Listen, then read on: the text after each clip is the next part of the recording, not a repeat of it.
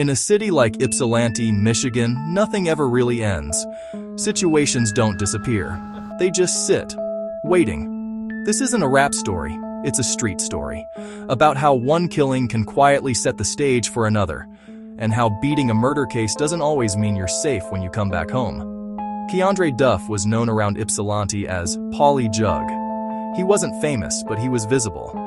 Between 2012 and 2014, his song "Jugging in My Sleep" started moving around the city. House parties, block parties, cars parked outside late at night. It was street music, local, and in a small city, being known means people don't just know your music, they know who you're connected to.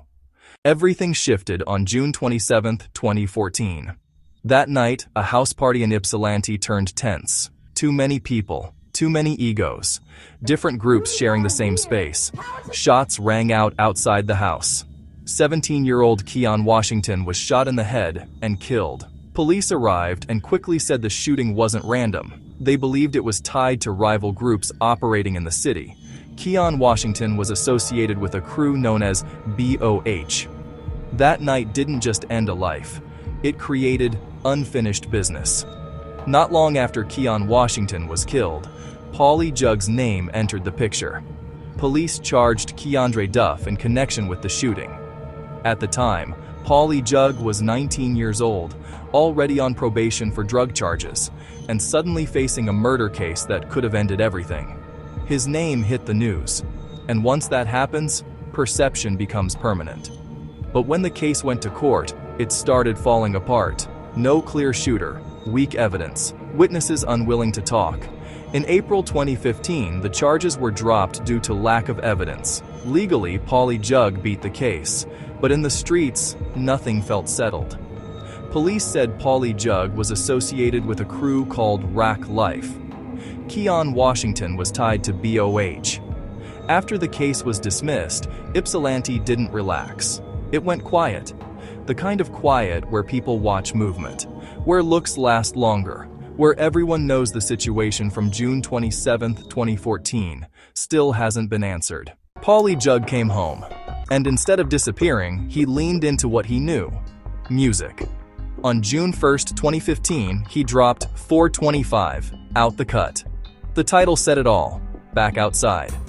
On June 18, 2015, he followed it with Ball Hard, released with an official video.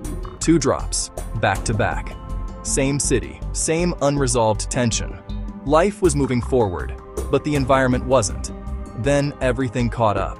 On the night of July 12, 2015, only a few months after walking free from a murder case most people thought would bury him, Paulie Jugg was back outside in Ypsilanti. Same city, same atmosphere, same unresolved situation hanging in the air. That night, a block party took place on Brook Street. More than 100 people outside. Music playing. Summer energy masking something darker underneath. Then gunshots. Panic. People running. Chaos everywhere. During the confusion, Paulie Jugg was shot in the head. He was rushed to the hospital. He didn't survive. Keandre Duff died at 20 years old. At first, there were no arrests, but police were clear about one thing. They said Paulie Jugg's killing was retaliation, a direct response to the killing of Keon Washington on June 27, 2014. One body answering another. After Paulie Jugg's death, the city spiraled. In the days that followed, police documented 7 shootings in 10 days, all tied to the ongoing conflict between Rock Life and BOH. Ypsilanti Township. Same cycle, same consequences. For a long time, it felt like Paulie Jugg's murder might never be solved. Years later, investigators came back with answers.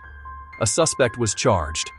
He pleaded guilty to second-degree murder, 17 to 40 years in prison.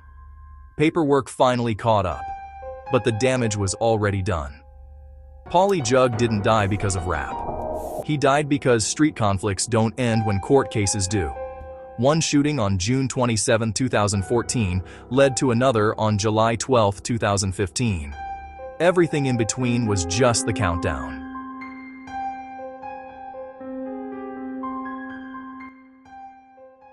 Ypsilanti, Michigan.